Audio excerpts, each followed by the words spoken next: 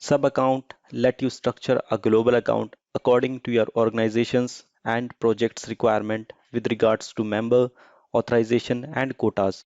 For example, if in your company you have two teams, A and Team B, Team A wants to use a ABAP on cloud and Team B wants to use SAP Leonardo.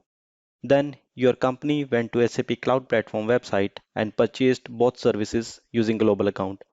Now you want to assign each service to the relevant team. What you have to do is you have to create two sub accounts inside the global account. Each sub account will represent each team. You can assign ABAP on cloud service to team A sub account and SAP Leonardo to team B sub account. In this way, both teams will have access to their respective services. Sub accounts in a global account are independent from each other. This is important to consider with respect to security, member management, data migration, integration, and so on. Each sub-account is associated with a region, which is the physical location where applications, data, or services are hosted.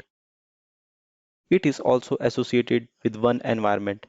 It means that a sub-account created in Cloud Foundry environment can be accessed only inside Cloud Foundry, and a sub-account created in Neo environment will only be used in Neo environment.